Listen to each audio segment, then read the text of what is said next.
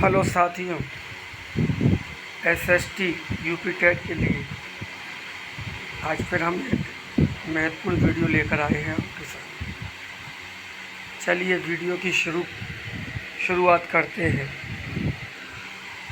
मोहम्मद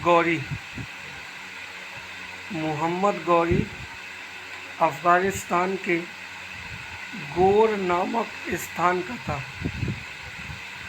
उसने गजनी पर 1173-74 ईस्वी में अधिकार कर लिया। भारत पर उसने पहला आक्रमण मुल्तान पर किया। मुल्तान पर विजय करने के बाद गौरी ने गुजरात पर आक्रमण किया। यहाँ उसे चालुक्य वंश के राजा मूलराज द्वितीय ने अपनी साहसी विधवा माँ नायिका देवी के नेतृत्व में आबू पहाड़ के निकट पराजित किया। यह भारत में उसकी पहली पराजय थी।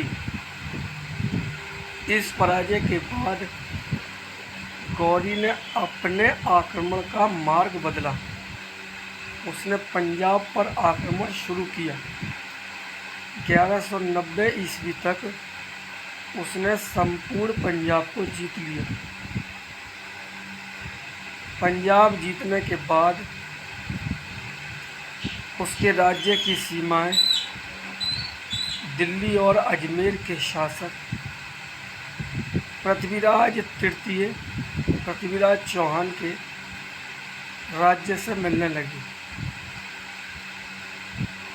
जिन दिनों मोहम्मद गौरी भारत पर आक्रमण कर रहा था, उस समय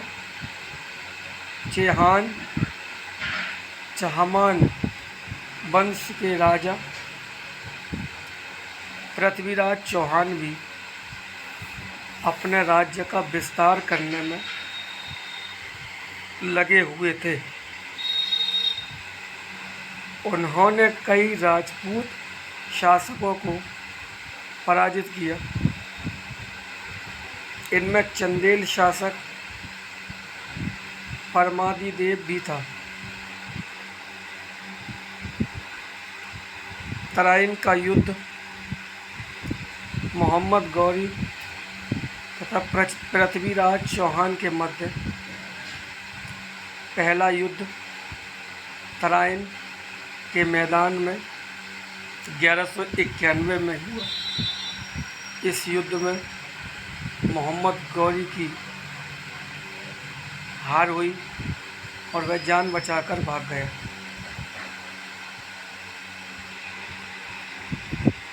1192 ईस्वी में उसने पुनः पृथ्वीराज चौहान पर आक्रमण किया।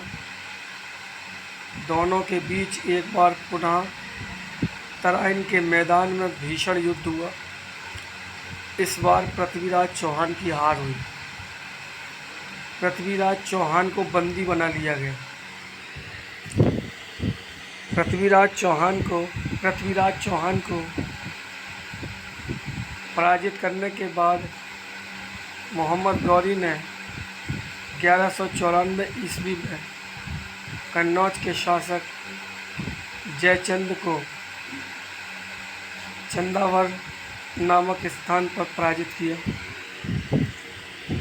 मोहम्मद गौरी के मृत्यु के समय 1206 ईस्वी तक लगभग संपूर्ण उत्तर भारत उसके अधीन आ चुका था।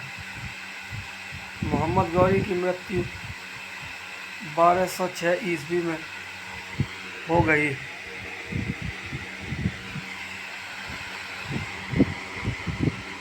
सल्तनत काल प्रारंभिक तुर्क शासक गुलाम वंश 1206 से 1290 तक। कुतुबुद्दीन ऐबक 1206 ईस्वी में मोहम्मद गौरी की मृत्यु के बाद उसका तुर्क गुलाम कुतुबुद्दीन ऐबक उत्तर भारत का पहला तुर्की शासक था। उसकी उदारता के कारण ही उसे लाख बख्श कहा जाता था। कुतुबुद्दीन ऐबक को भवन निर्माण में भी रुचि थी। उसने दिल्ली में कुतुब मीनार, कुब्बतुल इस्लाम मस्जिद और अजमेर में 2.5 दिन का झोपड़ा का निर्माण कराया। कुतुब मीनार की शुरुआत ऐबक ने की थी, परंतु इसको पूर्ण इल्तुतमिश ने कराया था। कुतुबुद्दीन ऐबक की मृत्यु 1210 ईस्वी में चौगान खेलते हुए घोड़े से गिरकर हो गई। सरदार, जिन्हें अमीर कहा जाता था, तुर्क और अफ़गान कबीलों के होते थे। साथियों, इस वीडियो को यही समाप्त करते हैं। अब आपसे आगे मुलाकात करेंगे।